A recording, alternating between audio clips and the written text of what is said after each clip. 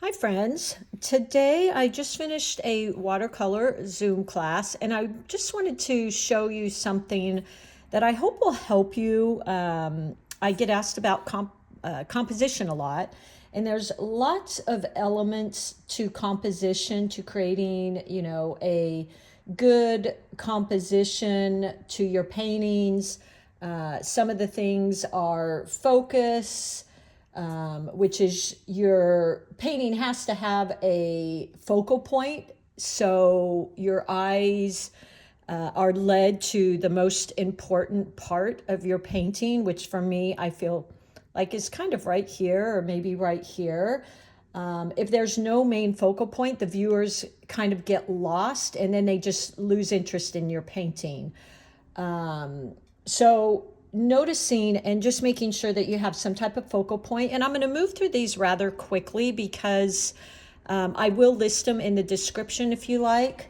I really wanted to get to the rule of thirds because I think that's one that always really stuck with me since college and was very helpful for me. The second element is balance, and it's just making sure you're painting. It doesn't have to be symmetrical, but and you can have all these different elements, but you want to make sure it's well balanced. So you don't want to have all your darks concentrated down in here. You want to have the darks circulating around so it brings this beautiful aesthetic continuity.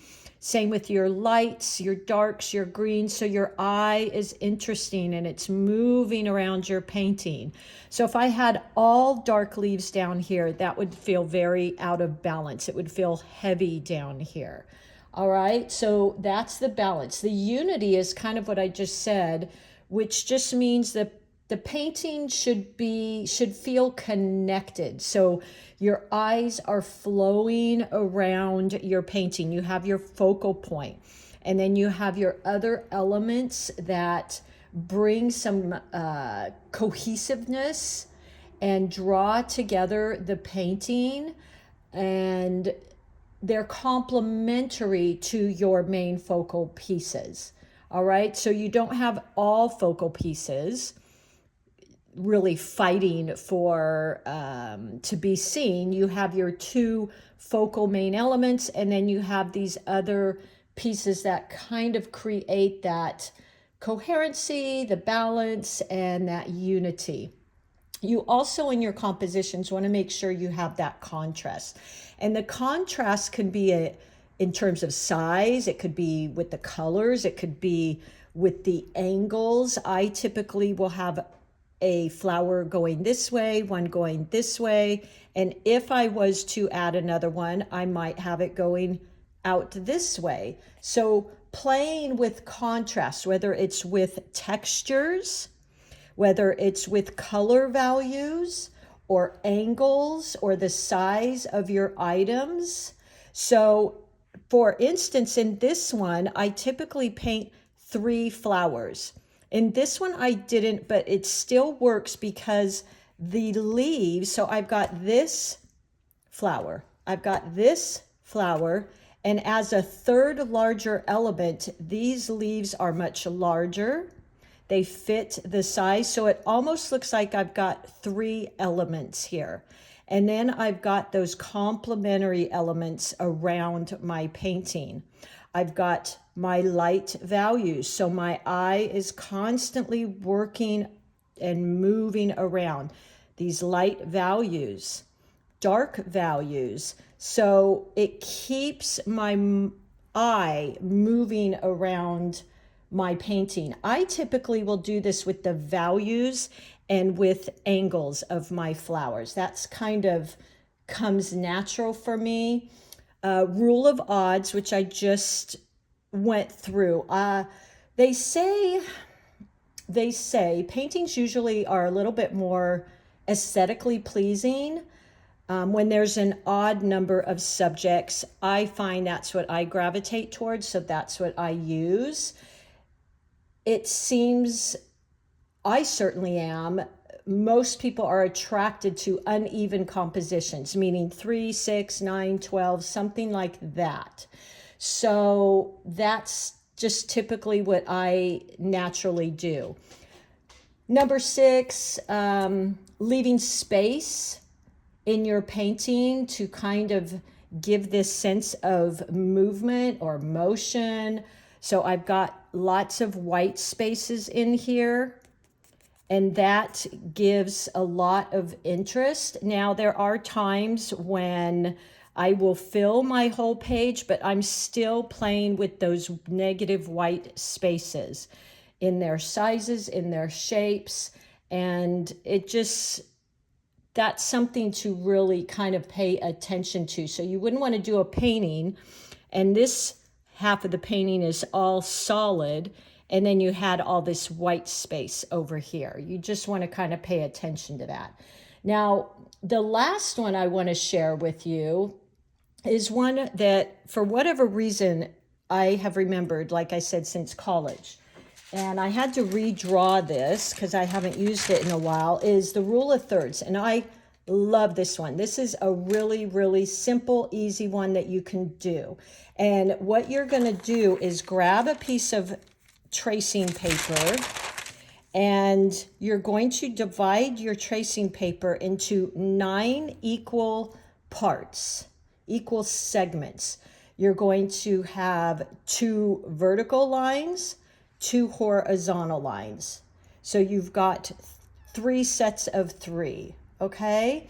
And what you want to try to do is put your focal points on the intersections where your lines meet.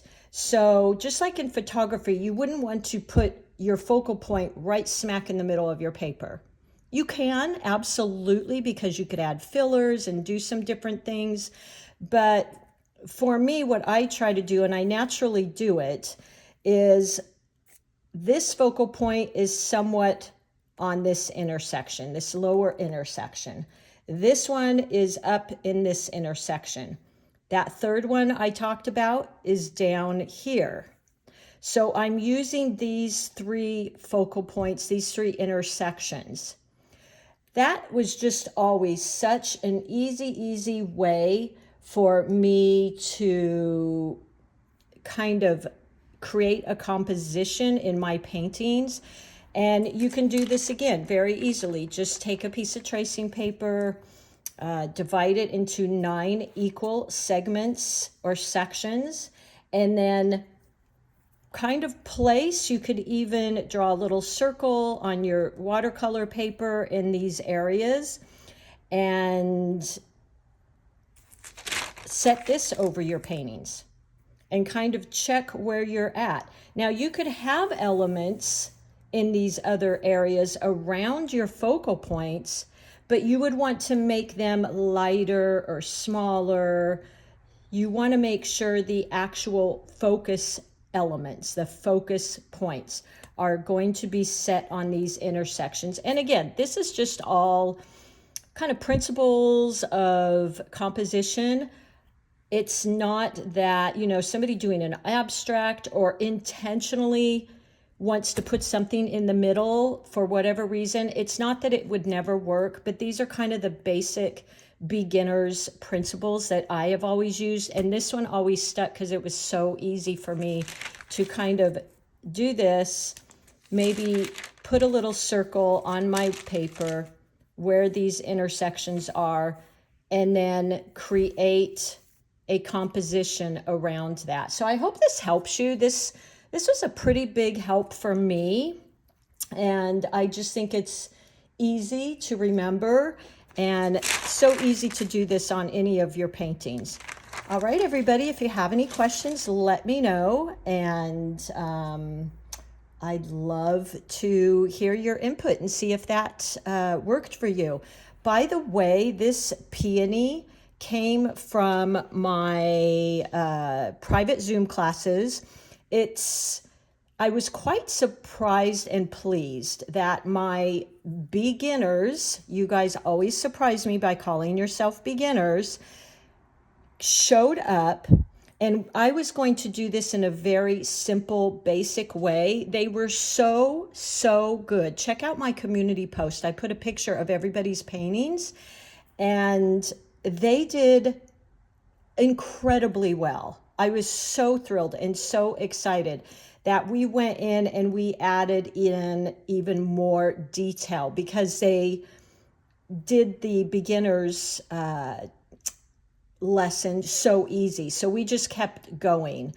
And it shows me too of what I always say. If I can do this stuff, you guys, you can do this. You can paint these beautiful paintings. Check out that in my community tab, and I put a picture of our Zoom class up there. You'll see how well they did. Because I couldn't fit everybody in today to that class, I actually arranged for one last one of 2023, and we will do one more peony class. It's September 12th. If you would like to join, I think 3 of you have already signed up. One was a carryover. So I've got a few seats left, and I'd love to have you. But this is something you can paint. The classes are an hour and a half to 2 hours.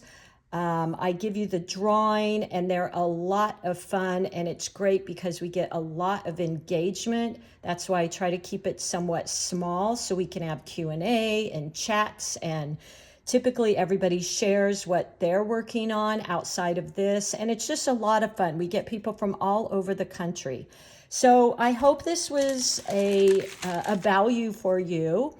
And let me know if you have any questions, and I will see you all soon. Okay, bye.